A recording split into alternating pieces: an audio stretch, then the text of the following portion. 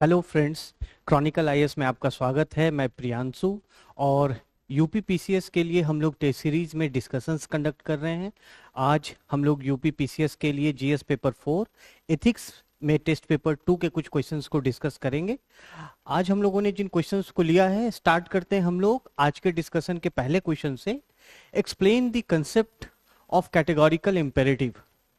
Explain the concept of categorical imperative by Kant. ये Kant का principle था categorical imperative. And what change in approach could it bring to civil servants. और ये question 12 marks का है। हम जानते हैं कि पीसीएस के पेपर में सेक्शन बी जो होता है वो 12 मार्क्स का क्वेश्चन होता है, जिसमें कि आपको 200 वर्ड्स में अपने आंसर को कंप्लीट करना होता है। So this question is particularly about the prominent western philosopher Immanuel Kant. और जैसा मैंने आपको पहले की भी वीडियोस में बताया था कि यूपी पीसीएस में आप अगर देखेंगे तो 2019 और 20 में वेस्टर्न थिंकर से क्वेश्चन पूछे गए हैं, वेस्टर्न फिलोसोफर से। जैसे आपको प्लेटो से पूछा गया है, कांट से, मार्क्स से पूछा गया है, कार्ल मार्क्स से क्वेश्चन पूछा गया है। और उसके बाद फिर इंडियन थिंकर्स पर क्वेश्चन आने शुरू हो गए, गांधी पर। और उसके बाद आप अगर देखें 2023 का क्वेश्चन पेपर, तो बुद्ध का जो 8 फोल्ड पाथ है उस पर क्वेश्चन आने लगा। तो कहीं ना कहीं ये एक ट्रेंड है कि फिलोसोफर से क्वेश्चन आ रहे हैं, हर साल आते हैं। तो इसीलिए वेस्टर्न फिलोसोफर्स को भी आपको ध्यान से पढ़ना है। उसी कारण हम लोगों ने कांट के ऊपर ये क्वेश्चन को लिया है। और कांट के ऊपर इस टाइप के क्वेश्चन आपको पास्ट में आ चुके हैं, 2020-21 में आ चुके हैं। ड्यूटी फॉर ड्यूटी सेक, इसको लेकर क्वेश्चन आ चुका है, which is similar to the concept of categorical imperative which emerges from the concept of categorical imperative. Okay, so explain the concept of categorical imperative by Kant. What change in approach could it bring to civil servants? Okay, now this question it consists of two parts. दो part में question है और हम लोगों को 200 words में इस तरीके से आंसर फ्रेम करना है कि दोनों सब पार्ट जो क्वेश्चन के हैं उसका डिमांड एड्रेस हो जाए। और ये क्वेश्चन कैटेगोरिकल इंपेरेटिव के कंसेप्ट पे बेस्ड है, इसीलिए हमारा इंट्रोडक्शन कहाँ से शुरू होना चाहिए? इंट्रोडक्शन हमारा कैटेगोरिकल इंपेरेटिव के कंसेप्ट से ही शुरू होना चाहिए। ठीक है, तो कैटेगोरिकल इंपेरेटिव को हम डिफाइन कर सकते हैं। कैटेगोरिकल इंपेरेटिव को डिफाइन करते हुए हम अपने इंट्रोडक्शन को शुरू कर सकते हैं। So what is categorical imperative by Immanuel Kant. अगर आपने एथिक्स में वेस्टर्न फिलोसफर्स को पढ़ा होगा तो स्वाभाविक सी बात है कि इमैनुअल कांट एक महत्वपूर्ण दार्शनिक के रूप में सामने आते हैं। और उनके मोरल कंसेप्ट्स की अगर हम बात करें तो उसमें कैटेगोरिकल इंपेरेटिव का महत्वपूर्ण स्थान है। कैटेगोरिकल इंपेरेटिव के द्वारा जो कंसेप्ट इमैनुअल कांट ने दिए हैं, उस कारण हम उन्हें डियोंटोलॉजिकल एथिक्स का one of the founding figure बोलते हैं। तो कैटेगोरिकल इंपेरेटिव क्या है? Categorical imperative is a concept of morality which says that there are certain actions which are unconditional, which are absolute, which should be performed by people, which should be performed by moral agents मतलब human beings in their voluntary actions. Moral agent हम किसे कहते हैं? वैसे individuals जो कि action की morality और इमोरालिटी को डिटरमाइन करने की कंडीशन में हो। ठीक है, अच्छा, जैसे कोई बहुत छोटा सा बच्चा है तो उसके लिए मोरालिटी और इमोरालिटी के कंसेप्ट का डेवलपमेंट अभी उसके माइंड में नहीं हुआ है। ठीक है, तो हम उसे मोरल एजेंट नहीं कह सकते। या मान लीजिए कोई इंसेन व्यक्ति है, जो मानसिक रूप से विक्षिप्त व्यक्ति है, उसे हम नहीं कह सकते मोरल एजेंट। मोरल एजेंट कौन है? जो कि राइट और रॉन्ग एक्शन को की मोरालिटी और इमोरालिटी को डिटरमाइन कर सकता हो और उसके अकॉर्डिंग एक्ट करता हो। तो कैटेगोरिकल इंपेरेटिव में कांट क्या कहते हैं कि इट इज अ प्रिंसिपल, यह एक सिद्धांत है जो क्या बताता है कि there are certain actions which are unconditional, जो कि अनकंडीशनल हैं और they are absolute, so they must be performed by all moral agents disregarding the considerations of desires or goals, कि इससे क्या होगा, इसका परिणाम क्या निकलेगा, इन चीजों की चिंता किए बगैर सर्टेन ऐसे एक्शंस हैं जो कि हर किसी को परफॉर्म करना एब्सोल्यूट है। इसीलिए हिंदी में जब आप पढ़ेंगे तो हम इसे निरपेक्ष आदेश कहते हैं। क्या कहते हैं? निरपेक्ष आदेश या निरपवाद आदेश, निरपवाद कर्तव्यादेश बोलते हैं इसे हिंदी में। इंग्लिश में categorical imperative. So it is an unconditional command to do certain things, okay, to act in a particular manner. हम इस तरीके से इसको इंट्रोड्यूस कर देंगे। दूसरी चीज है कि कैटेगोरिकल इंपेरेटिव का जो कंसेप्ट है, it involves a maxim, it involves a principle that act in such manner that it should become a universal law. आप इस तरीके से एक्ट करें, किसी मोरल एजेंट को इस तरीके से एक्ट करना चाहिए ताकि वो एक यूनिवर्सल प्रिंसिपल बन सके। It means that what you are doing it can be adopted by everyone, it becomes a moral principle for everyone. That is the only maxim of Immanuel Kant in the categorical imperative. ठीक है, तो हम categorical imperative को define कर देंगे unconditional absolute principal के रूप में, और जो इसमें मैक्सिम की अभी हमने चर्चा की, आप उसको भी इंट्रोडक्शन में लिख सकते हैं। और चूंकि 12 मार्क्स का है, 200 वर्ड्स का ये आपको आंसर लिखना है, तो यहां पर हम 20 से 25 शब्दों में अपने इंट्रोडक्शन को शामिल कर सकते हैं। ठीक है, ये बात हो गई। तो कैटेगोरिकल इंपेरेटिव हमने समझा। कैटेगोरिकल इंपेरेटिव या निरपेक्ष आदेश या निरपवाद कर्तव्यादेश उस सिद्धांत को कहते हैं, इमैनुअल कांट की नैतिकता में उस सिद्धांत को कहते हैं जिसमें कि सभी मोरल एजेंट्स के लिए, व्यक्तियों के लिए सर्टेन एक्शंस को करना अनकंडीशनल है, सर्टेन एक्शंस को करना एब्सोल्यूट है। यानी आपको हर परिस्थिति में वैसे कर्म करने हैं, वैसे एक्शंस करने हैं जो कि हर किसी के लिए यूनिवर्सल लॉ बन सके। और वो किस कारणवश करना है? किसी डिजायर से नहीं करना है, किसी लक्ष्य से, किसी उद्देश्य की प्राप्ति के लिए नहीं करना है। वो कार्य अपने आप में ही शुभ है, वो कार्य अपने आप में ही अच्छे हैं, इसीलिए हमें उन्हें हर परिस्थिति में करना है। जैसे अगर हम उदाहरण स्वरूप बोलें तो हम ये कह सकते हैं कि we should not kill anybody. So in certain circumstances there might be conditions that in self defence और in defence of the country the soldier kills the enemy, तो वो निरपवाद नहीं हुआ। लेकिन अगर हम कहें कि हमें भूखे को खाना खिलाना चाहिए, तो ये हर सर्कमस्टांस में अप्लाई होगा। जो व्यक्ति भूखा है उसे हमें खाना खिलाना चाहिए। हमें चोरी नहीं करनी चाहिए, we shall not steal, okay. हमें हिंसा नहीं करनी चाहिए, मतलब सर्टेन कंडीशंस में, ओके। तो इस तरीके की जो बातें हैं हम उसको कह सकते हैं कि these are examples of categorical imperative. और ये चीज कांट ने क्यों कहा है?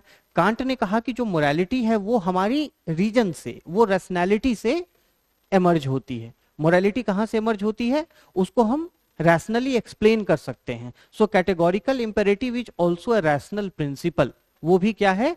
एक रैशनल प्रिंसिपल है कि हमें सर्टेन जो कर्तव्य हैं, कर्म हैं, वो इसलिए करने चाहिए क्योंकि वह रैशनल है, बौद्धिक है, बुद्धि संगत है, हमें इसलिए करना चाहिए, ना कि इसलिए कि किसी स्क्रिप्चर में लिखा है, किसी गुरु ने कहा है या किसी ईश्वर का आदेश है।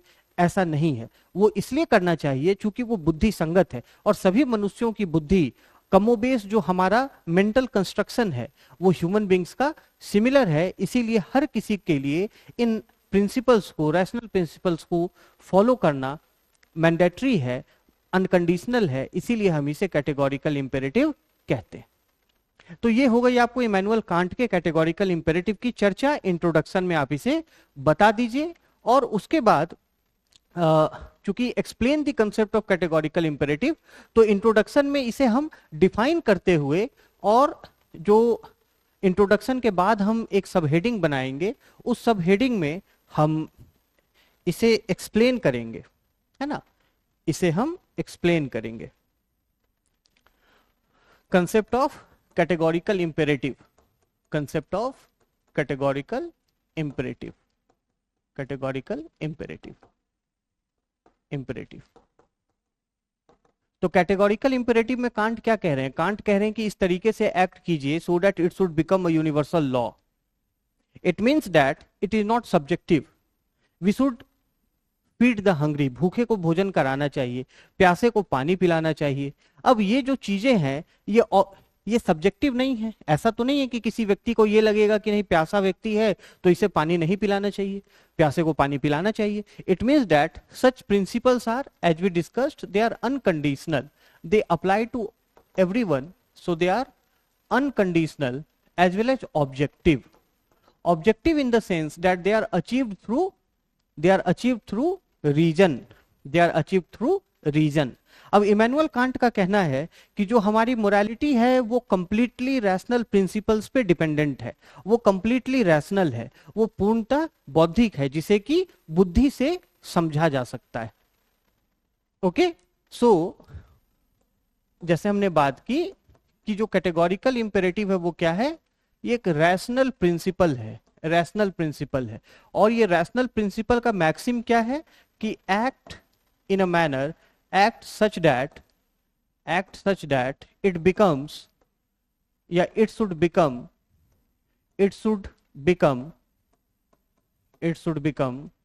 अ universal law, it should become a universal law, ये एक यूनिवर्सल लॉ बन जाए।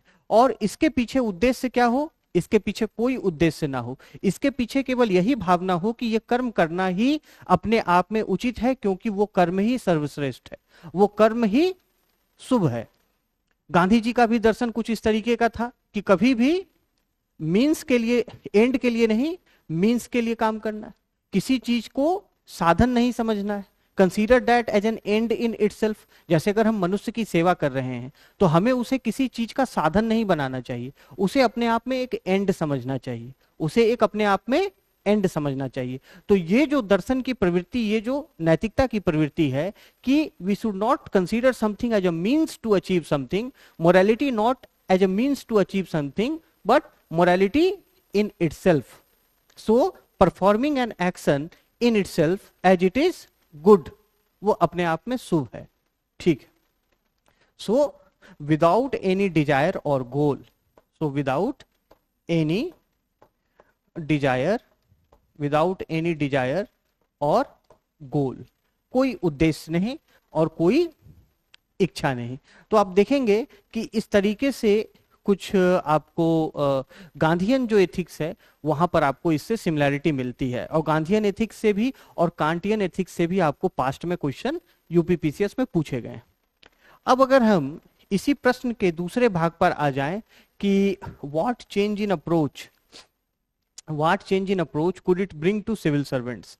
अगर कांट के कैटेगोरिकल इंपेरेटिव को ध्यान में रखा जाए, कोई सिविल सर्वेंट ध्यान में रखते हैं, तो इससे क्या अप्रोच में परिवर्तन आएगा, इससे उनके दृष्टिकोण में क्या परिवर्तन आएगा, वो आपको क्वेश्चन का दूसरा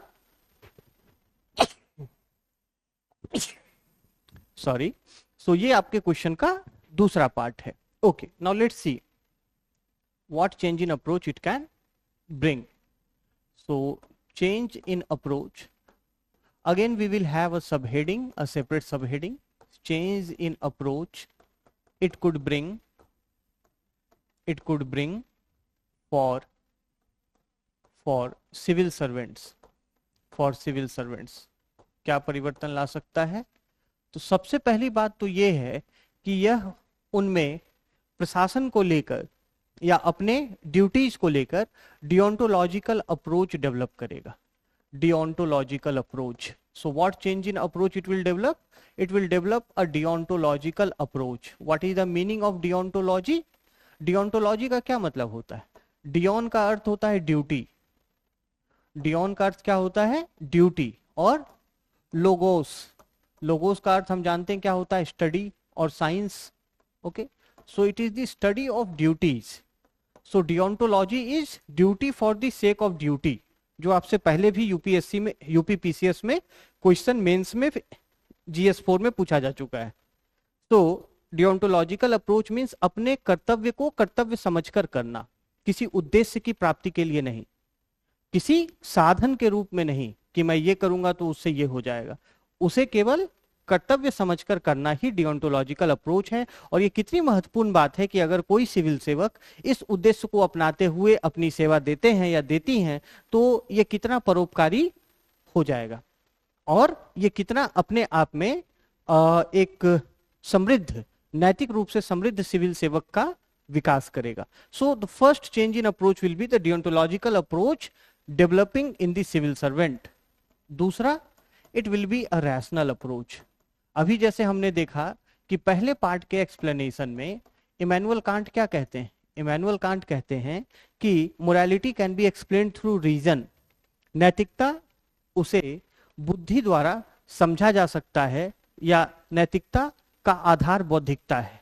उसका आधार क्या है? बौद्धिकता है. तो सिविल सर्वेंट अगर यह अप्रोच, सिविल सर्वेंट अगर कैटेगोरिकल इंपेरेटिव को समझते हैं तो उनके लिए फिर जो गवर्नेंस में एथिक्स और मोरालिटी है उसका अप्रोच क्या हो जाएगा? रैशनल हो जाएगा.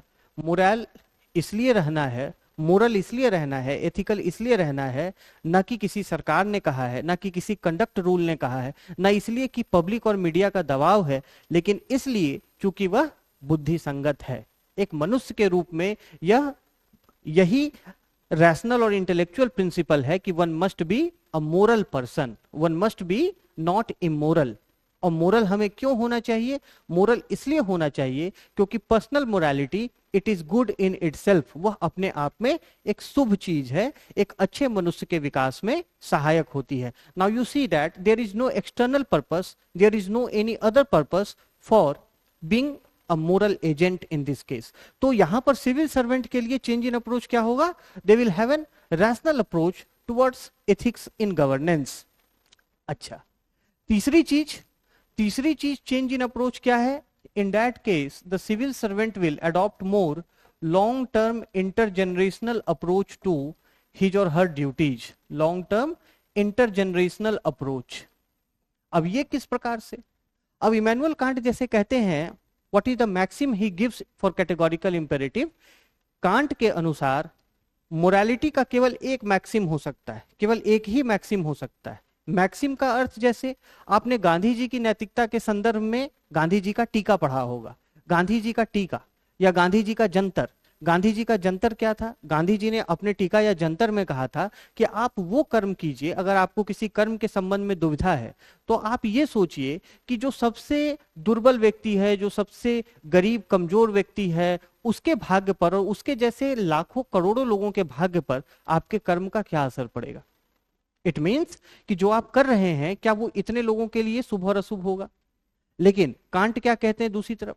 कांट यहां पर कह रहे हैं कि भाई आपको ऐसे कर्म करने हैं जो हर किसी के लिए एक यूनिवर्सल सिद्धांत बन जाना चाहिए, यानी जो हर कोई कर सके. अब मान लीजिए कोई व्यक्ति लालच करता है, तो आवश्यक तो नहीं है कि हर कोई लालच करे, तो वो कैटेगोरिकल इंपेरेटिव नहीं है.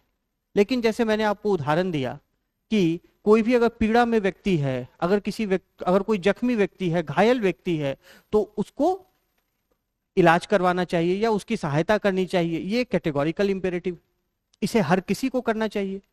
क्यों करना चाहिए? क्या वैसा करने से हमें पुण्य की प्राप्ति होगी? क्या वैसा करने से किसी सिविल सर्वेंट उसका रेपुटेशन बढ़ जाएगा? इन चीजों के ख्याल से नहीं. वह सहायता करना अपने आप में एक गुड एक्ट है, इसीलिए वह सहायता करना, ऐसा कांट ने कहा है. अच्छा, इंटरजेनरेशनल अप्रोच कहां से आ गया? इंटरजेनरेशनल अप्रोच मैंने इसलिए कहा कि जैसे मान लीजिए कांट के मैक्सिम के अनुसार इस प्रकार से एक्ट करना चाहिए ताकि वो हर किसी के लिए एक यूनिवर्सल लॉ बन सके. It should become a universal law. Now the civil servant should act as a role model not for the present but a role model for the future also. हम जानते हैं कि सिविल सर्वेंट क्या करते हैं, उनके कार्यों से न केवल वर्तमान बल्कि भविष्य भी प्रभावित होता है. तो इस तरीके से काम करना कि वो आज के लोगों के लिए सिद्धांत ही नहीं, भविष्य के भी लोगों के लिए सिद्धांत बन जाए, भविष्य के लोगों के लिए भी प्रेरणा बन जाए. वो न केवल प्रेजेंट के लिए यूनिवर्सल लॉ हो बल्कि फ्यूचर के लिए भी यूनिवर्सल लॉ के रूप में स्टैब्लिश हो जाए. ऐसे तरीके से हमें अपनी ड्यूटीज को करना है और एक्शंस को करना है. That is why intergenerational approach. Now the fourth thing, the change in approach that will come in civil servants is that essential principles क्या क्या हैं गवर्नेंस के. एसेंशियल प्रिंसिपल्स, कैटेगोरिकल इंपेरेटिव क्या कहता है कि भाई अनकंडीशनल कमांड है. अनकंडीशनल कमांड मतलब निरपेक्ष आदेश. आदेश किसका? किसी स्क्रिप्चर का नहीं, बाय ह्यूमन रीजन, हमारी अपनी बुद्धि से उपजा हुआ command. that we should do this is good and this is bad. So this type of categorical imperative, it leads to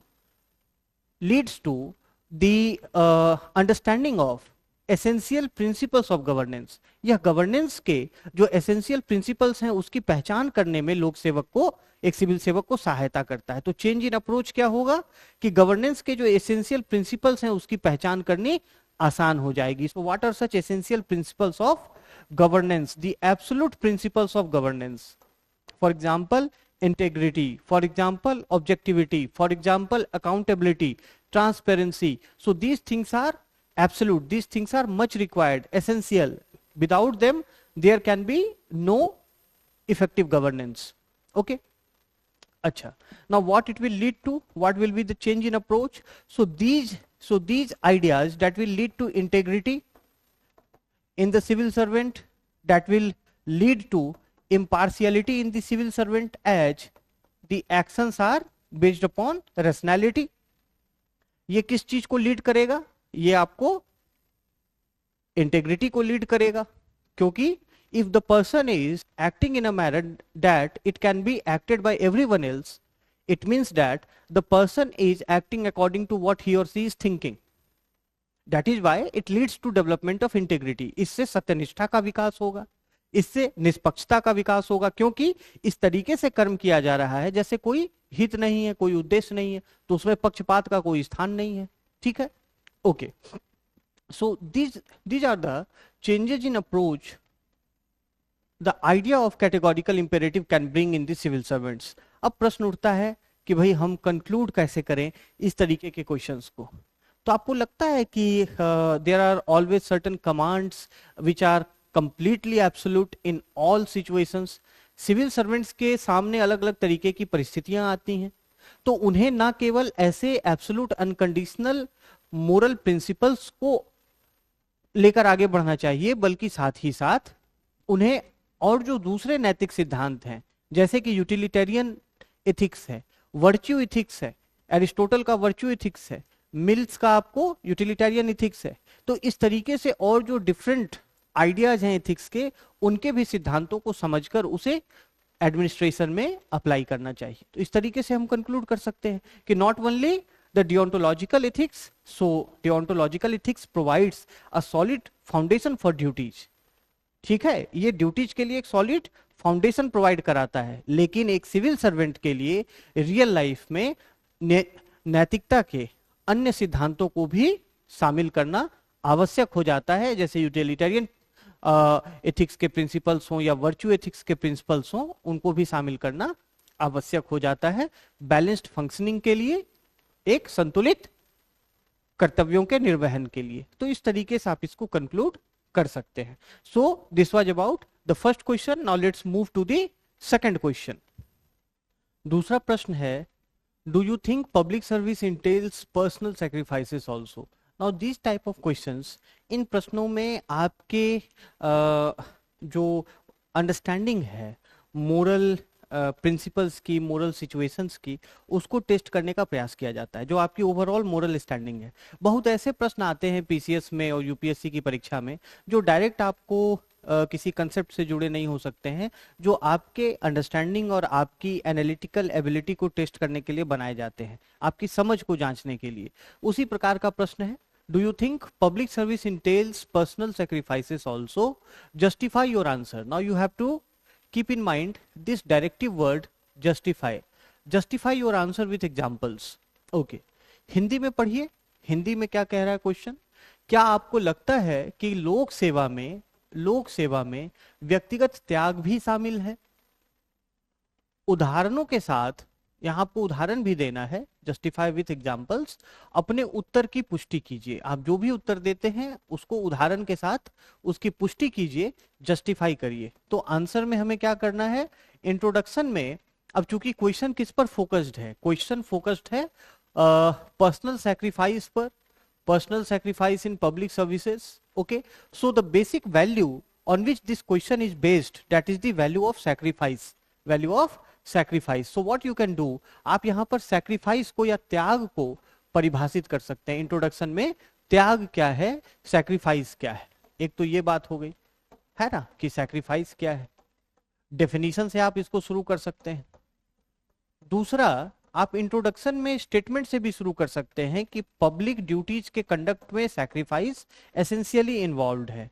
public duties के कंडक्ट में, in conduct of public duties, sacrifice is or personal sacrifice is essentially involved, okay, and it is manifested in different situations.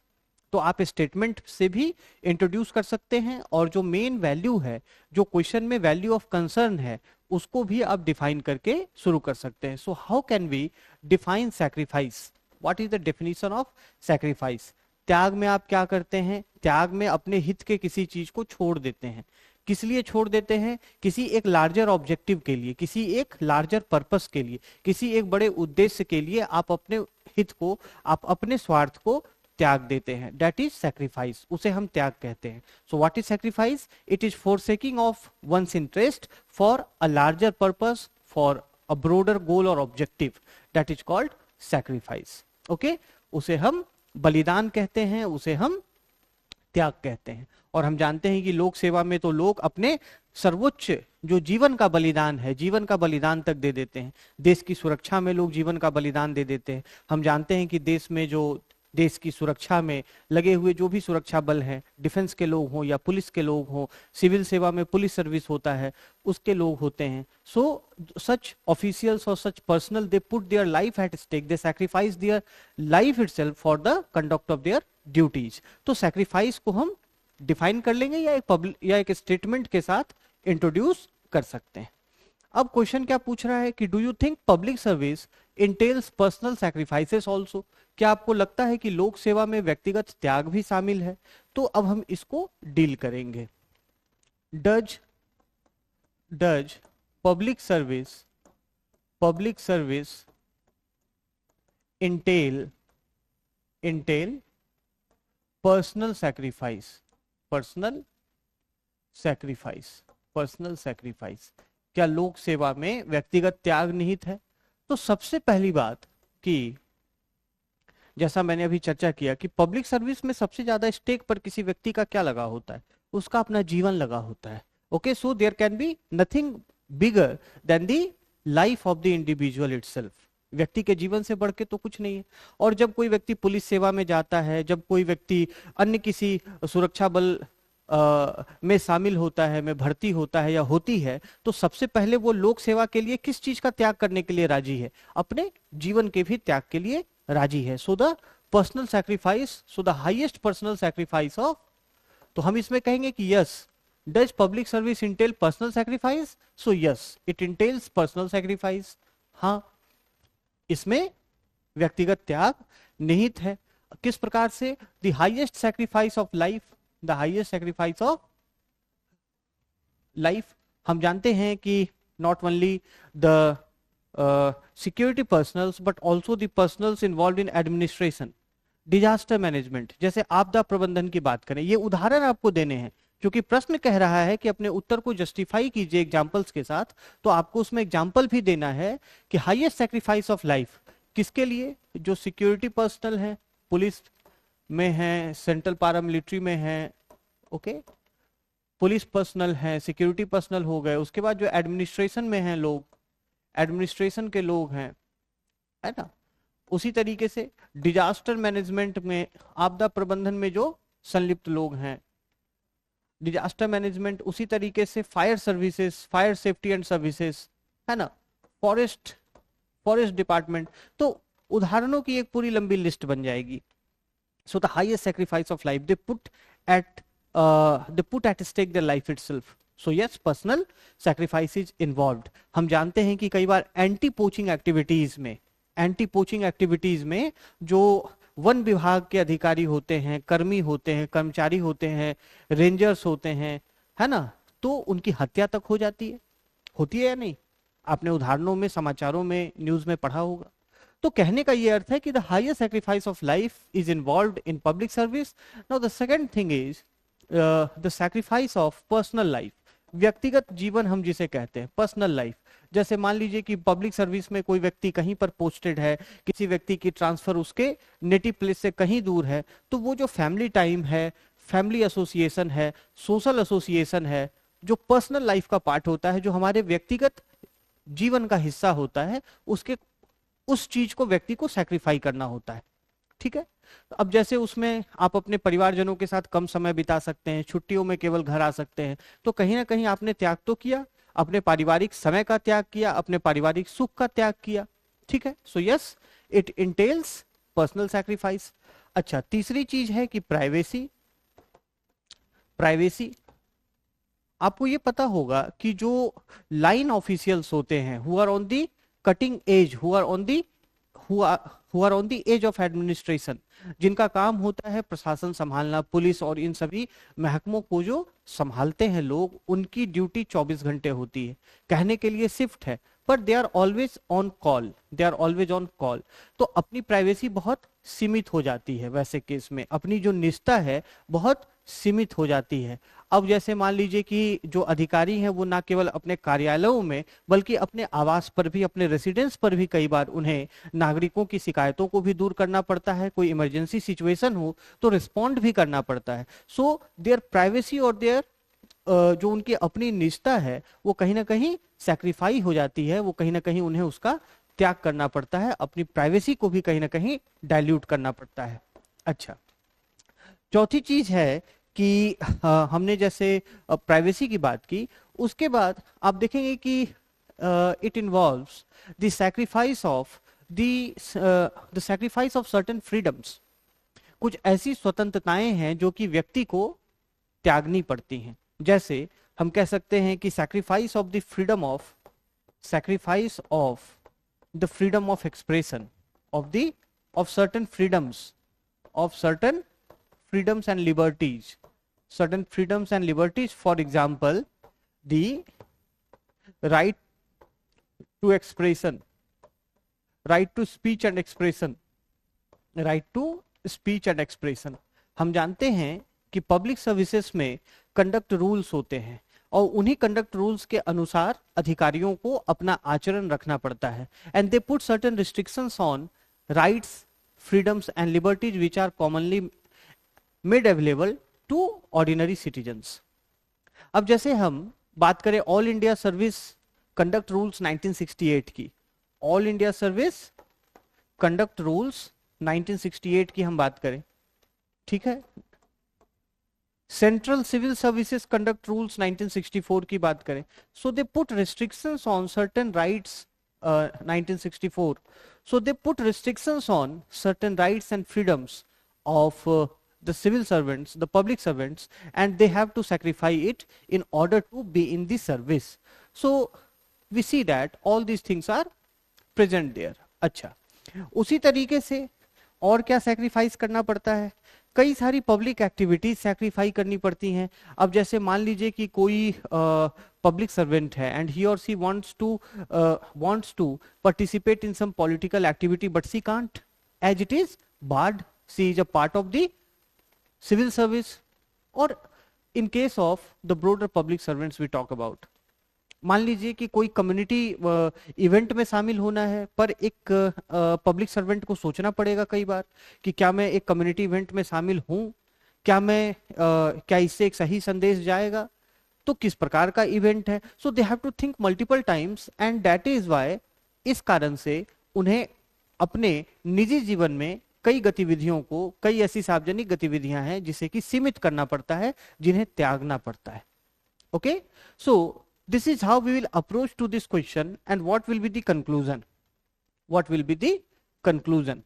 So we can say that कि sacrifice की जो value है वो एक public servant के ऊपर लोगों के ट्रस्ट को और लोगों के रिस्पेक्ट को और ज्यादा बढ़ा देती है।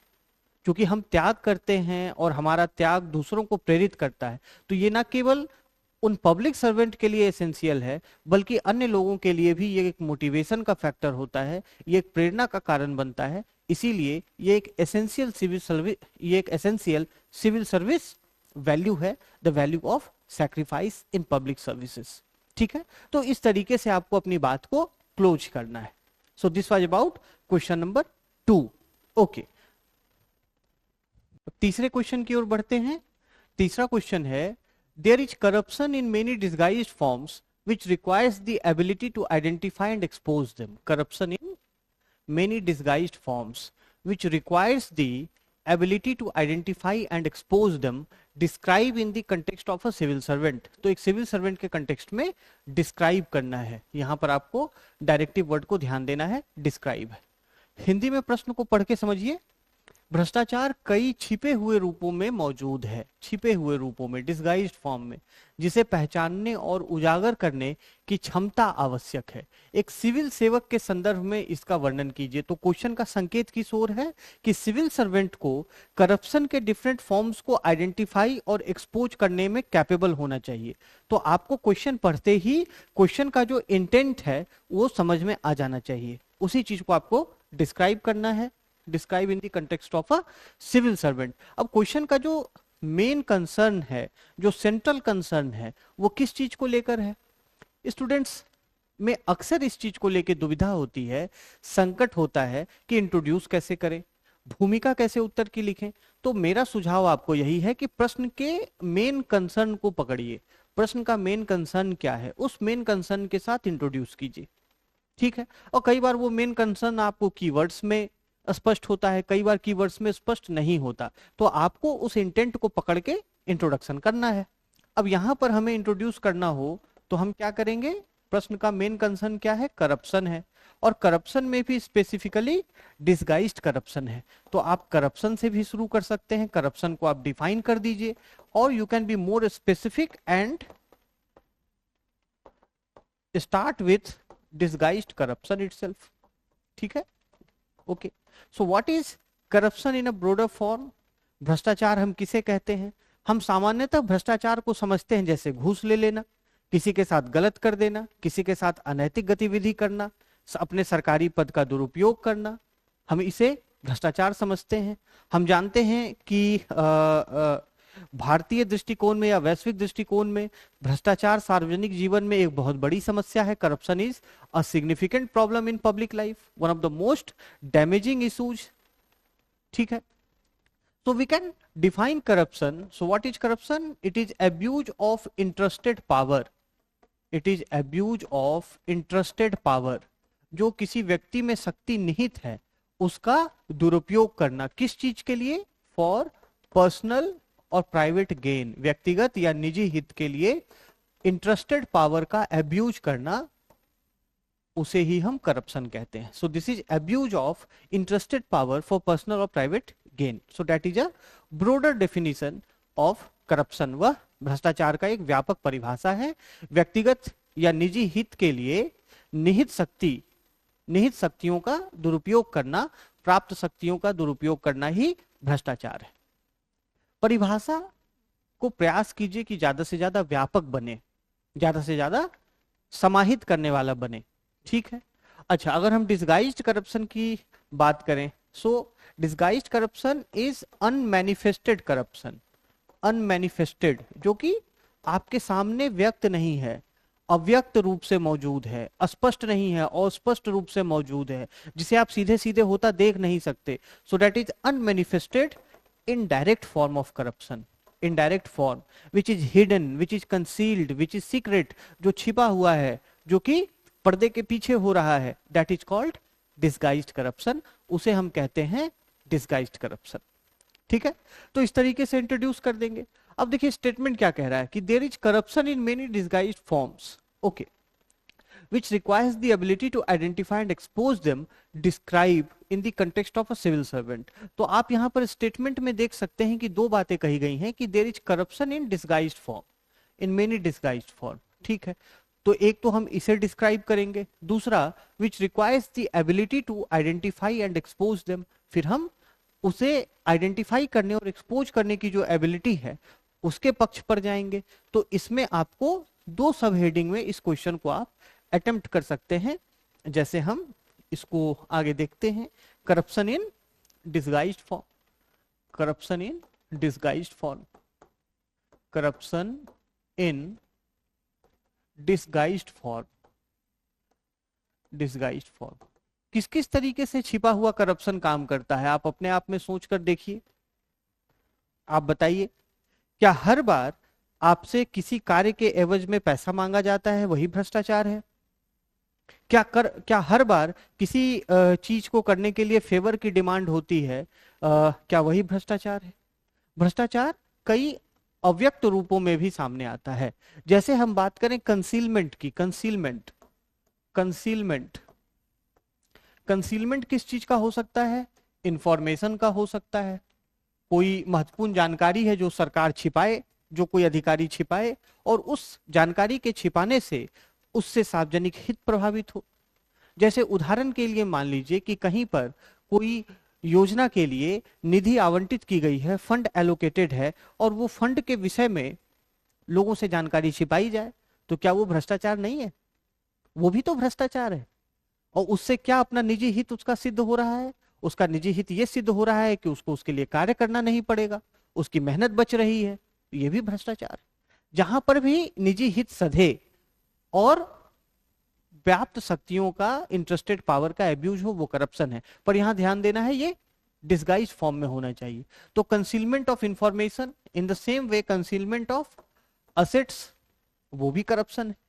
मान लीजिए कि कोई व्यक्ति अनुचित तरीके से धन कमाता हो, कोई सरकारी अधिकारी, और अपने असेट्स को छिपाता हो, okay, about which there is no information in public, so that is also a kind of disguised corruption. Okay, concealment of informations, assets, all these things. Now the second thing is obstruction of justice. Obstruction of justice. मान लीजिए कि कई बार हम जानते हैं सरकारी परीक्षाओं में, सरकारी नियुक्ति परीक्षाओं में, प्रवेश परीक्षाओं में धांधली होती है। ये तो पूरे भारत में सर्वविदित है। कौन सा ऐसा राज्य है जो इससे अछूता है, जहां पर कि अभ्यर्थी और कैंडिडेट्स इस चीज के पीड़ित नहीं है, जहां पर कि गवर्नमेंट और पब्लिक रिक्रूटमेंट में धांधली नहीं होती, हर स्तर पर धांधली? तो इन समस्याओं को अगर हम एक तरफ देखें तो ये हमें प्रत्यक्ष रूप से लगता है कि कहीं ना कहीं, अब जैसे क्वेश्चन पेपर लीक हो जाना, सरकारी पदों को पैसे लेकर लोगों की भर्ती करना या नियुक्तियां करना, तो ये सभी these are manifest form of corruption. कई बार ऑब्स्ट्रक्शन ऑफ जस्टिस होता है। जैसे मान लीजिए कि बहुत दिन से भर्तियां नहीं निकल रही हैं, तो ये क्या है? ये विद्यार्थियों को न्याय से वंचित करने की बात हो गई। अब जैसे कि कोर्ट में अगर कैंडिडेट्स चले गए, उन्होंने जाकर न्यायपालिका से गुहार लगाई कि भाई बहुत दिनों से भर्तियां नहीं निकाली जा रही हैं, या बहुत दिनों से हमारी परीक्षा का परिणाम नहीं आया है, या परीक्षा का परिणाम होने के बाद नियुक्ति नहीं की गई है। तो अगर इस चीज को और डिले किया जाता है, और अगर मान लीजिए सरकार के द्वारा उस चीज को ऑब्स्ट्रक्ट किया जाता है, उस चीज में और बाधा लगाई जाती है, अड़चन डाला जाता है, उसे और विलंब करने का प्रयास किया जाता है, सो that is obstruction of justice, that is also form of corruption, that is also form of corruption. Okay, so this is obstruction of justice. अच्छा, उसके बाद हम कई बार देखते हैं कि डिस्गाइज्ड फॉर्म में करप्शन प्रॉक्सीज के माध्यम से काम करता है। प्रॉक्सी के माध्यम से, प्रॉक्सी का अर्थ होता है कि अपने कार्य किसी तीसरे व्यक्ति से करवाना, ताकि स्वयं व्यक्ति सामने ना आ जाए, to keep oneself in the background and to put someone in the forefront and acting through the proxy, using the proxy so that personal name is not maligned or tarnished. तो यूज ऑफ प्रॉक्सीज और intermediaries, जो बिचौलिए होते हैं, दलालों का इस्तेमाल, आप जानते हैं कि सरकारी कार्यालयों में खासकर इंटरमीडियरीज एक बहुत बड़ी समस्या है। चाहे सरकारी योजनाओं का लाभ लेना हो, उसमें चाहे आपको बैंक से ऋण लेना हो, चाहे आपको कोई गवर्नमेंट स्कीम का लाभ उठाना हो, उसमें बिचौलियों की एक बहुत बड़ी समस्या है। ये उसमें कमीशन खाते हैं। दलाल जो हैं वो उनके माध्यम से काम करना, ये एक डिस्गाइज्ड करप्शन है। This is a form of disguised corruption. So use of proxies and intermediaries. Now the next thing is development of nexus. Development of nexus. अब कई बार ये होता है कि इन पब्लिक ऑफिसेस और इवन इन प्राइवेट ऑफिसेस, जो lower रंग के स्टाफ होते हैं, जो कि हायरार्की में लोअर रंग पे होते हैं, वो उनके माध्यम से भ्रष्टाचार करवाया जाता है। पर उस करप्शन के पार्टिसिपेंट और बेनिफिशियरी पूरे top to bottom, across the management level और अक्रॉस दी हायरार्की सभी लोग होते हैं। So that is a form of disguised corruption, जहां पर कि जो डायरेक्ट पार्टिसिपेंट है उसके पीछे भी कई लोग हैं। So the direct participant has a nexus, उसका गठजोड़ है, किसके साथ गठजोड़ है? Across the chain, across the command, across the hierarchy, and the benefit of the profit of the corrupt practice is going to the top. ठीक है, तो वो एक प्रकार से जो डायरेक्ट करप्ट प्रैक्टिस में इन्वॉल्व हो रहा है वो तो डायरेक्ट पार्टिसिपेंट है, लेकिन उसका नेक्सस किसके साथ है? टॉप लेवल्स पे जो लोग बैठे हैं उनके साथ है। So this is a type of disguised corruption which is committed by the higher level functionaries either in the public sector or in the private sector. So this is a form of disguised corruption. This is a form of disguised corruption. Okay. Now, so और किस तरीके से ये disguised corruption manifest होता है? हम जानते हैं कि false documentation, you know, use of false documentation, use of false documentation. अब जैसे मान लीजिए कि सरकारी कॉन्ट्रैक्ट्स हैं, उसमें डॉक्यूमेंट को फॉर्ज करके अपने फेवरेट लोगों को, अपने पक्ष के लोगों को, अपने पसंदीदा लोगों को लाभ पहुंचाना। अब वो प्रत्यक्ष रूप से भ्रष्टाचार नहीं है, हो सकता है किसी को पता ही ना चले, कई बार तो बहुत देर से पता चलता है। सो that is a form of disguised corruption. अभी एक बहुत पॉपुलर मैटर आया था यूपीएससी में फॉल्स डॉक्यूमेंट के माध्यम से रिक्रूटमेंट का। So particular lady was found guilty, so particular lady was alleged to have used false document, fake document in order to get recruitment into IAS. और बाद में जब मामला उजागर हुआ तो इसको लेकर और एक लार्जर इन्वेस्टिगेशन और इंक्वायरी की डिमांड हुई कि इस तरीके से डिस्गाइज्ड फॉर्म में, छिपे हुए तरीके से कौन कौन लोग हैं जो कि सिविल सेवाओं में प्रवेश कर चुके हैं। So this is one way in which the corruption disguises itself, hides itself, conceals itself. So using false documentation. अच्छा, उसी तरीके से पैट्रोनेज, और क्या है? पैट्रोनेज है संरक्षण प्रदान करना। कई बार ऐसा होता है कि public officials they patronise particular set of subordinates और colleagues in lieu of personal gain, but that is not visible. That gain can be anything, physical, non-physical, sexual, anything. अब ये जो patronage है, that is not provided only to the subordinates and the colleagues. ये संरक्षण केवल अपने जो समकक्ष हैं या जो अपने अधीनस्थ हैं उनके लिए ही उपलब्ध नहीं होता, ये पब्लिक में भी जो अपने फेवरेट लोग हैं, पसंदीदा लोग हैं, उनके लिए किया जाता है। संरक्षण के तौर पर उन्हें कई अपरोक्ष लाभ पहुंचाए जाते हैं। अब इसको तो कोई देखने नहीं जा रहा है, इसका कोई प्रमाण भी नहीं है, इस चीज को ऑब्जेक्टिफाई भी नहीं किया जा सकता, इस चीज के लिए अकाउंटेबिलिटी भी सीख करना बड़ा डिफिकल्ट है। तो इन चीजों को हम डिस्गाइज्ड करप्शन के दायरे में रखते हैं। अब एक तो बात ये हो गई। अब प्रश्न का जो दूसरा भाग है वो देखिए क्या कह रहा है, स्टेटमेंट का दूसरा part, which requires the ability to identify and expose them. ठीक है, यानी क्वेश्चन का इंडिकेशन किस ओर है कि which requires the ability to identify and expose them, identify and expose, ability to identify and expose disguised corruption। अच्छा, ये कैसे होगा सिविल सर्वेंट के केस में? तो सबसे पहली बात की जो कंसीलमेंट का मामला आता है, छिपाव का मामला आता है, कंसीलमेंट का, ढकने का जो मामला आता है, इसका कैसे निवारण होगा? बाय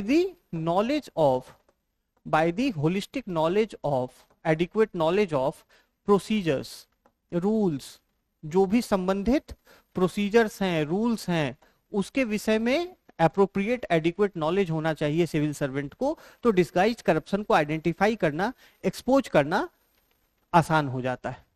अच्छा, दूसरी चीज कह रहा है कि obstruction of justice. Obstruction of justice को कैसे आइडेंटिफाई करेंगे? जब आपको प्रोसीजर का पता है, रूल्स का पता है, लॉज का पता है, तभी आप करेंगे। Use of proxies and intermediaries, इसका कैसे पता चलेगा, कैसे आइडेंटिफाई करेंगे? एक सिविल सर्वेंट को क्या करना पड़ेगा? Increase public interaction.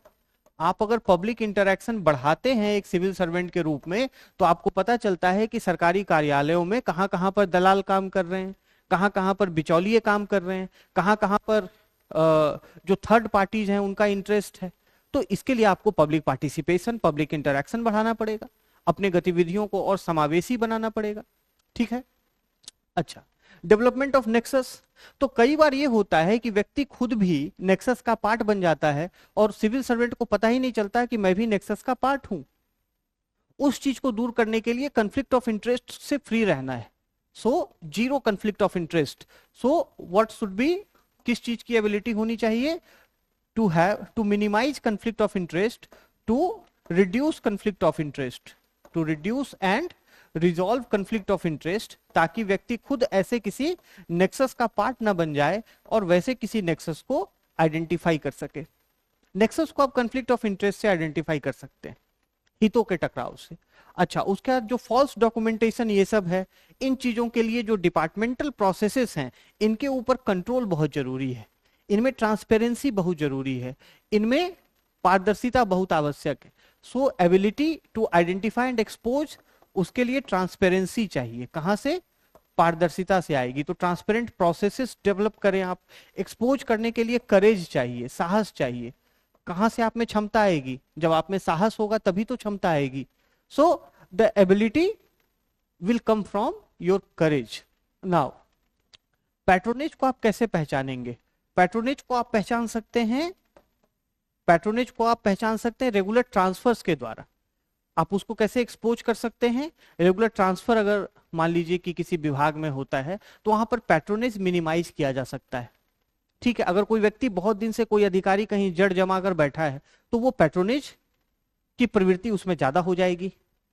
या हो सकता है कि उसको कहीं से संरक्षण प्राप्त हो रहा हो, 4-4 साल 5-5 साल से एक एक पद पे लोग बैठे हुए हैं। ठीक है। तो ये जो इस तरीके से पर्सनल मैनेजमेंट जो है, पर्सनल मैनेजमेंट ऑब्जेक्टिव होना चाहिए। तो ये एबिलिटी कहां से डेवलप होगी? With objective personal management, with objective personal management. तो इस तरीके से आपको इसको एनालाइज करना, इस स्टेटमेंट को डिस्क्राइब करना पड़ेगा, इसका आपको वर्णन करना पड़ेगा। और कंक्लूजन क्या देना है? कंक्लूजन ये देना है कि भ्रष्टाचार को हम इस स्टेटमेंट में जो विषय उठाया गया है उसके आलोक में किस तरीके से दूर कर सकते हैं। तो हमको सजेशंस के साथ यहां पर कंक्लूड करना है। ये क्या कह रहा है कि disguised forms, corruption in disguised forms and the ability to identify and expose them. तो डिस्गाइज्ड करप्शन को दूर करने के लिए सबसे पहले तो जो इंस्टीट्यूशनल मैकेनिज्म है उसको बहुत हमें मजबूत बनाना पड़ेगा। प्रोसीजरल नो हाउ की हम बात कर रहे थे, प्रोसेसेस में ट्रांसपेरेंसी की बात कर रहे थे, एक इंक्लूसिव गवर्नेंस की बात कर रहे थे।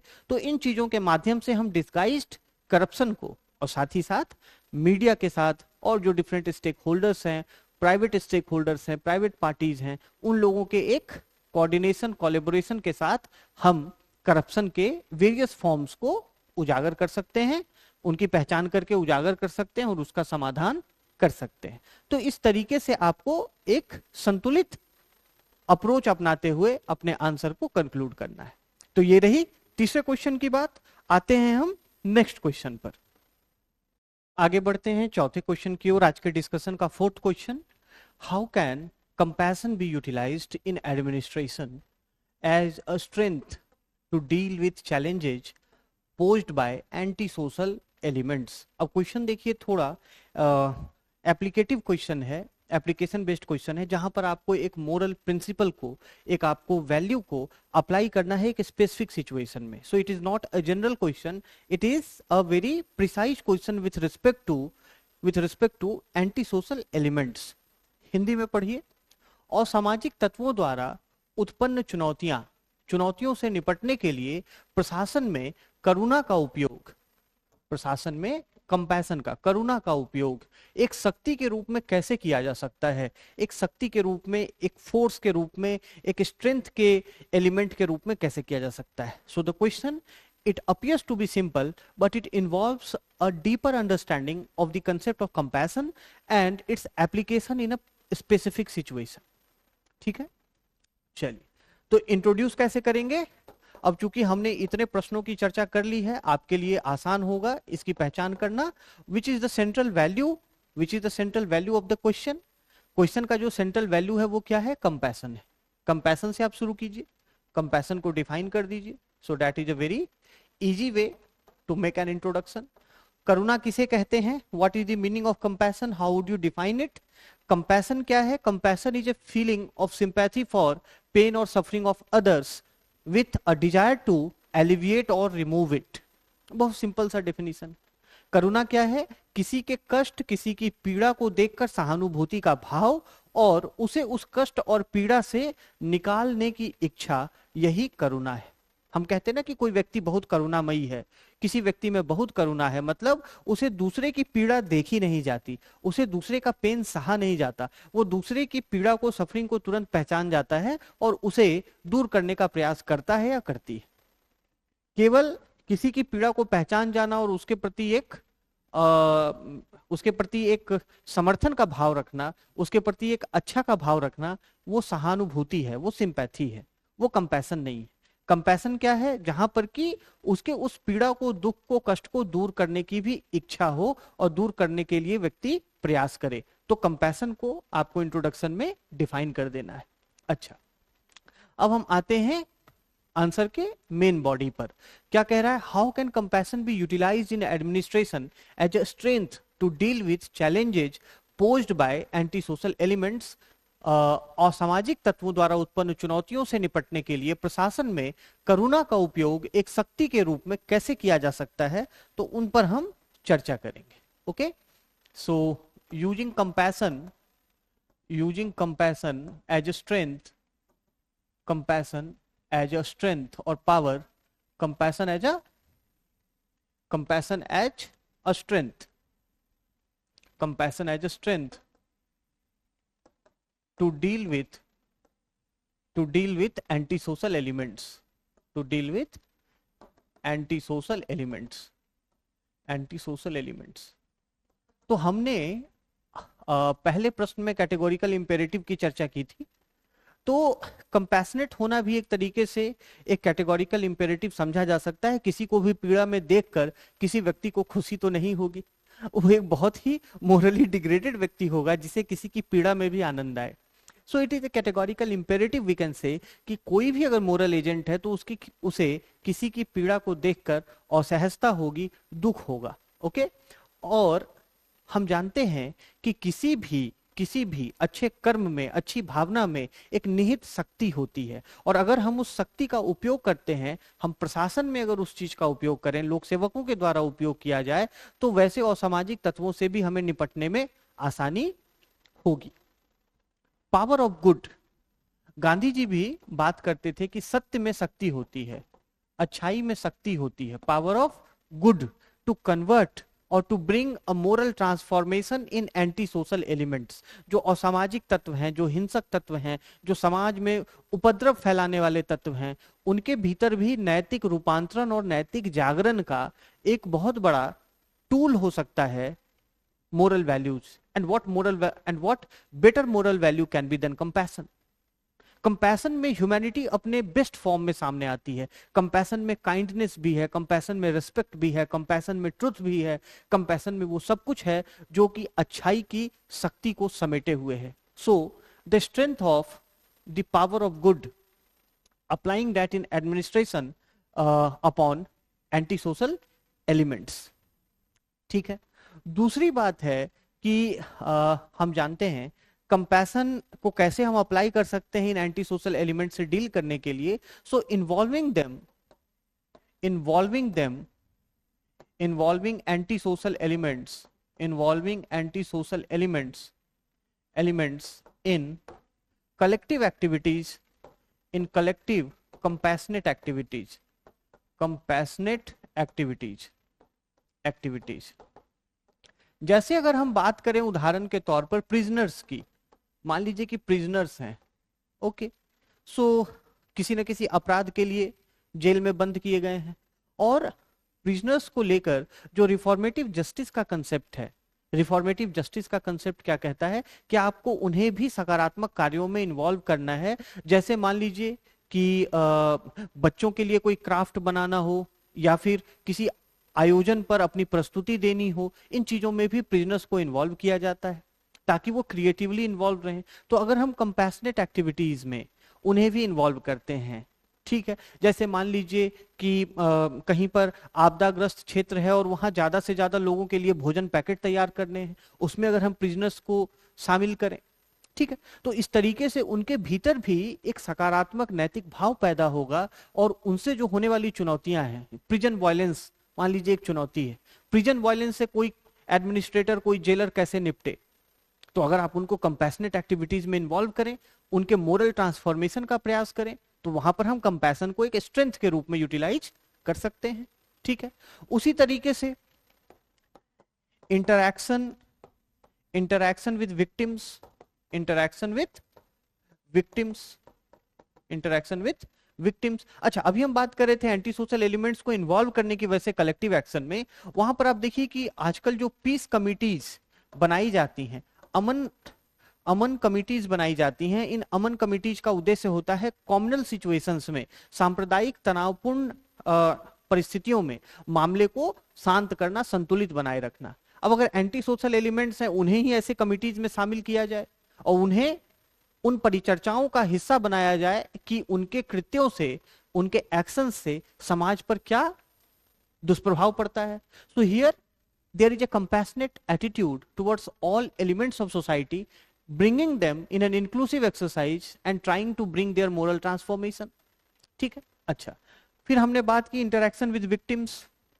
कई बार जो एंटी सोशल एलिमेंट्स होते हैं, क्रिमिनल एलिमेंट्स होते हैं, अगर उनको उनके विक्टिम्स के आमने सामने लाया जाए, कई बार ऐसा होता है, तो उनके अंदर वो पश्चाताप का भाव, और यहां पर कंपैशन को एक स्ट्रेंथ के रूप में, what we are trying to do, we are trying to inspire or to stimulate compassion in the anti-social element or in the criminal element by bringing face to face the victim।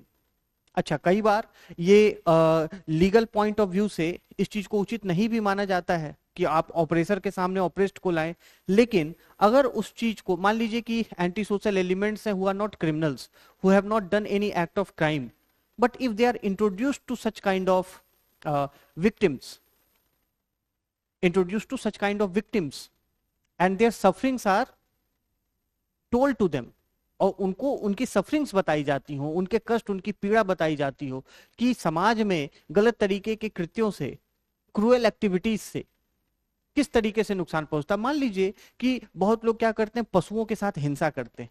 बहुत anti social element ऐसे हैं, शहरों में भी ऐसे हैं।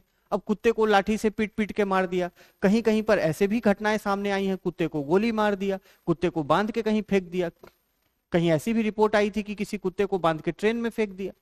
तो अब आप अगर उस प्रकार के एंटी सोशल एलिमेंट के सामने अगर वैसे विक्टिम को लाते हैं और उसकी दुर्दशा को प्रस्तुत करते हैं, तो उस तरीके से एडमिनिस्ट्रेशन में एंटी सोशल एलिमेंट्स से जो चुनौतियां आती हैं सामने, उसे कंपैशन के द्वारा हल किया जा सकता है। So this is how you must be analytical with respect to this type of questions which require a deeper analysis of the moral principles, ठीक है।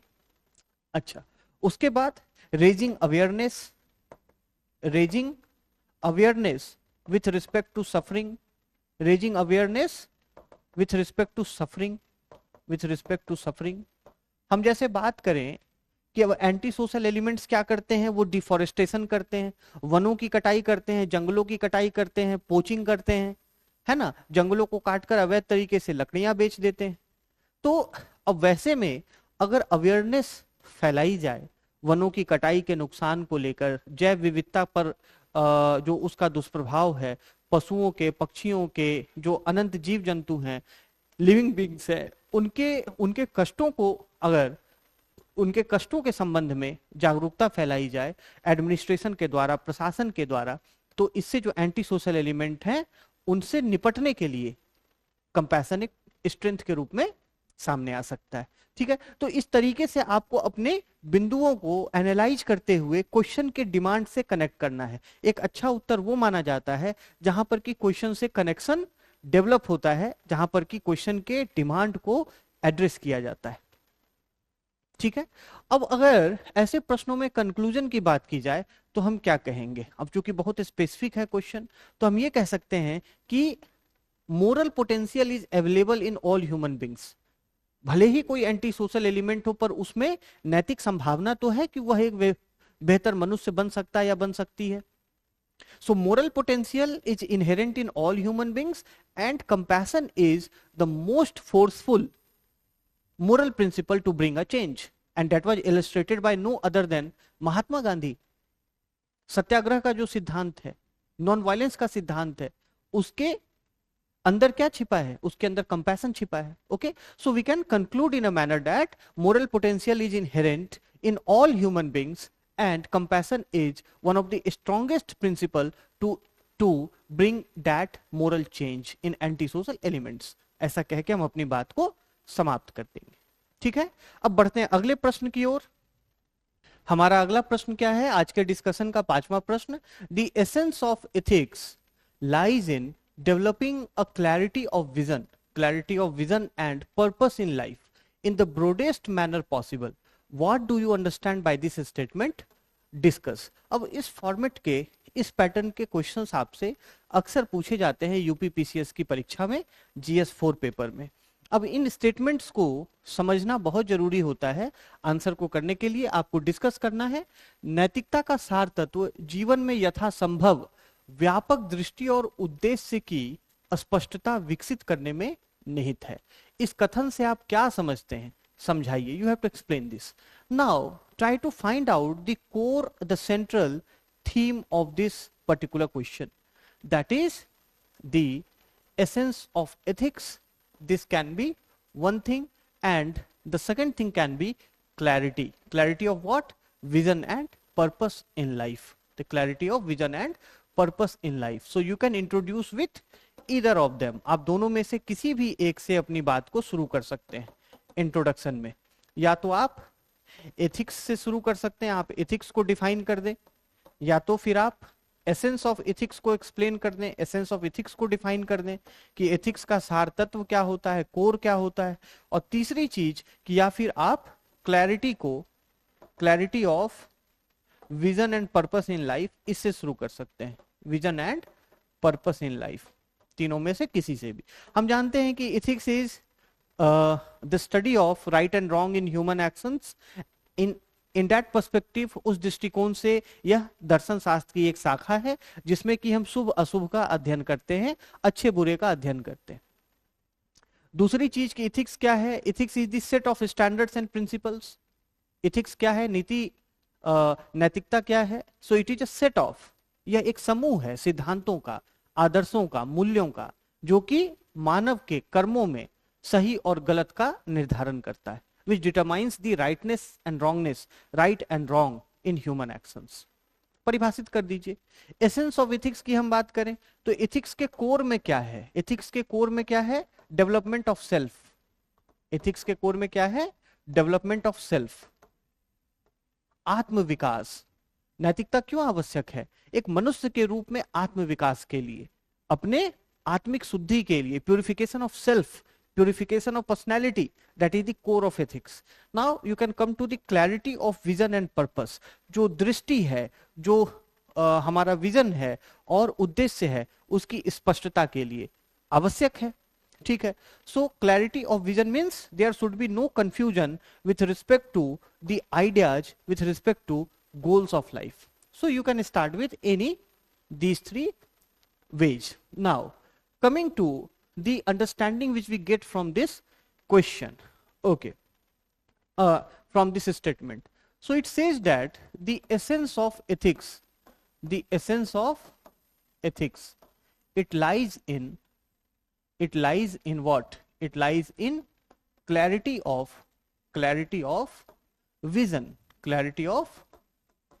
vision, and then clarity of purpose, in what manner? In the broadest manner possible, in the broadest manner possible। so what do we understand by this statement? इस statement से हम क्या समझते हैं? Essence of ethics means ethics का जो सबसे central fundamental part है, जो उसका सार तत्व है। ठीक है, तो उसका ऑब्जेक्टिव क्या है? To achieve clarity of vision and purpose in life. हम इससे क्या समझते हैं? हम इससे ये समझते हैं कि ethics ethics should clarify ideas. Ethics क्या करना चाहिए? ये आइडियाज को क्लैरिफाई करना चाहिए। एथिक्स क्या करना चाहिए? जो भी आइडियोलॉजिकल कंफ्यूजन है उसको दूर करना चाहिए, जो भी आइडियोलॉजिकल डायलेमाज हैं उसको दूर करना चाहिए। एथिक्स ये जो उसका एसेंस है, जो उसका सार तत्व है। क्लैरिटी ऑफ विजन के अगर हम रिस्पेक्ट में बात करें तो ये हमारे सभी आइडियाज को क्लियर करे, सभी डाउट्स और डायलेमाज को क्लियर करे और हमारे सभी कंफ्यूजन को दूर करे और स्टेबिलिटी ऑफ आइडिया दे। ये हमें आइडियोलॉजिकल स्टेबिलिटी दे, आइडियोलॉजिकल स्टेबिलिटी दे। अच्छा, उसके बाद एसेंस ऑफ एथिक्स क्या चीज में है? अगर हम पर्पस के कंटेक्स्ट में देखें, so it provides goal, it provides the ultimate end of life which we call summum bonum of life, which we call summum bonum of life. What is the ultimate goal of life? We know that नीति शास्त्र के कई दृष्टिकोणों में, perspective में, सम्मम bonum of life जो अंतिम, जो अल्टीमेट उद्देश्य है जीवन का, कहीं सुखवाद की बात की गई है, कहीं मोक्ष की बात की गई है, कहीं परालौकिक किसी सत्ता के प्राप्ति की बात की गई है, कहीं ईश्वर के प्राप्ति की बात की गई है। ठीक है? So what ethics does, the essence of ethics lies in clarifying and establishing that goal, the highest purpose of human life, and to realize the highest human potential। हमारा एक मनुष्य के रूप में जो ह्यूमन पोटेंशियल है उसे रियलाइज हम हाईएस्ट फॉर्म में कैसे कर सकते हैं? So this is included in the essence of ethics. Now in the broadest manner possible means it should be most inclusive, it should be most holistic, it should be most comprehensive. Okay, यह सबसे ज्यादा सम्यक होना चाहिए और universal होना चाहिए, समयातीत होना चाहिए। वैसा जो हमारा जो एसेंस ऑफ एथिक्स है हमारे जीवन में, जो स्पष्टता लाता है विजन के पॉइंट ऑफ व्यू से, पर्पस के पॉइंट ऑफ व्यू से।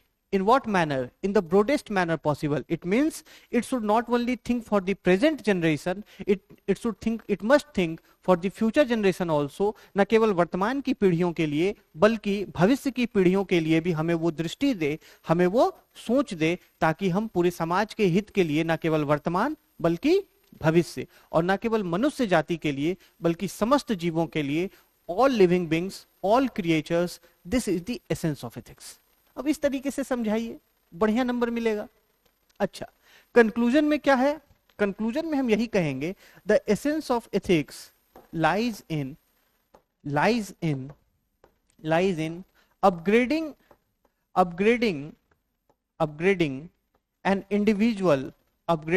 individual from a physical body to a spiritual force, तो एथिक्स का एसेंस किस चीज में है? हमारा ये ग्रॉस बॉडी है, पर क्या हम केवल फिजिकल बॉडी हैं? क्या हम केवल पदार्थ के बने हुए केवल हम आइटम्स हैं, ऑब्जेक्ट्स हैं? नहीं, हमारे अंदर एक चेतना भी है, और वो चेतना हमें एक स्पिरिचुअल फोर्स बनाती है। चेतना हमें क्या बनाती है? एक स्पिरिचुअल फोर्स बनाती है। तो क्या उद्देश्य, एसेंस ऑफ एथिक्स क्या होना चाहिए? एसेंस ऑफ एथिक्स होना चाहिए कि हम एक फिजिकल बॉडी से अपने आप की जो हमारी समझ है एक फिजिकल बॉडी के रूप में, उसका अपग्रेडेशन हो एक स्पिरिचुअल फोर्स के डेवलपमेंट में, कि हम एक फिजिकल बॉडी ही ना रह जाएं, हम अपने आप को केवल एक भौतिक शरीर ना समझें बल्कि एक आध्यात्मिक शक्ति समझें, एक स्पिरिचुअल फोर्स समझें और अपने अंदर उस क्षमता का विकास करें। यही तो एसेंस ऑफ एथिक्स है। इस तरीके से हम कंक्लूड कर सकते हैं। तो आज की चर्चा यहीं पर समाप्त होती है। आपको हमारे वीडियोज कैसे लगते हैं आप कमेंट में जाकर जरूर बताएं, वीडियोज का लाभ लें, अपने फीडबैक जरूर दें। Thank you for joining this discussion. Thank you.